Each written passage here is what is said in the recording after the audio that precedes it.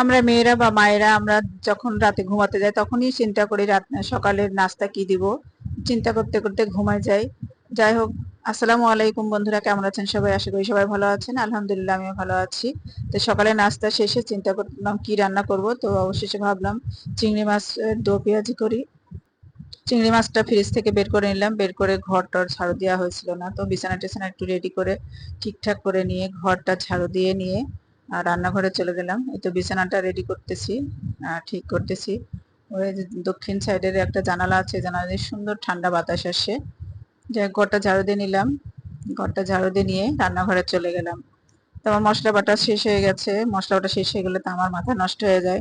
একটু অল্প করে জিরা, একটু কাঁচামরিচ আর রসুন বেটে নিলাম, বেটে চিংড়ি মাছের দো পেঁয়াজি করব। তো ঝটপট এটা বেটে নিলাম।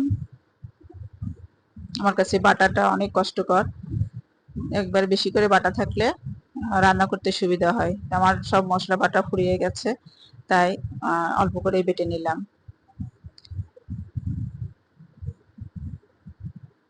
বাটা হয়ে গেছে, এখন তুলে নিচ্ছি। নিয়ে চিংড়ি মাছটা ভিজিয়ে রেখেছিলাম, ওটা হয়ে গেছে, ওটা ভালো করে ধুয়ে নিচ্ছি। ধুয়ে আমি রান্না চলে যাব। আগে কেটে কুটি কেটে বেছে রেখেছিলাম, তো এখন ভালো করে ধুয়ে নিলাম। চিংড়ি মাছের মাথায় কিন্তু ময়লা থাকে, ওটা ভালো করে পরিষ্কার করে নিয়েছি, নিয়ে রেখে দিচ্ছিলাম।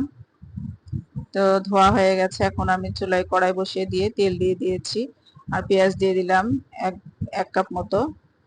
পেঁয়াজটা হালকা একটু ভাজবো, বেশি না, একটু নরম হয়ে আসলেই মশলা দিয়ে দিব। তো আমি এখন বাটা মশলাগুলো দিয়ে দিলাম। এবার হলুদের গুঁড়া, মরিচের গুঁড়া, একটু সামান্য একটু ধনে গুঁড়া দিয়ে মশলাটা ভালো করে কষিয়ে নিচ্ছি। আমি পেঁয়াজ ভাজার সময় লবণটা দিয়েছিলাম, পরে অবশ্য আর একটু লবণ দিয়েছি।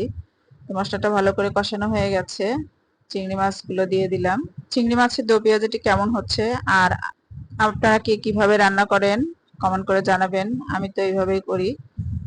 চিংড়ি মাছের দো পেঁয়াজিটা কিন্তু অনেক ভালো লাগে, আমার বাসায় সবাই ছেলের বাবা খুব পছন্দ করে। তো মাঝে মধ্যে আমি রান্না করি। তো এখন রান্না হওয়ার জন্য একটু পানি দিয়ে দিলাম, ঝোলের পানি, সামান্য একটু ঝোল ঝোল থাকবে, গা মাখা ঝোল, ওটা দিয়ে ভাত খেতে বেশ ভালো লাগে। তো আমার রান্নাটা প্রায় হয়ে এসেছে। আমার ভিডিওটি যারা দেখলেন অবশ্যই লাইক কমেন্ট শেয়ার করবেন।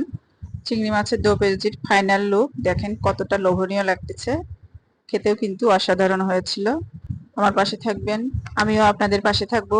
আজকের ভিডিও এই পর্যন্তই। সবাই ভালো থাকবেন, সুস্থ থাকবেন। আল্লাহ হাফেজ, আসসালামু আলাইকুম।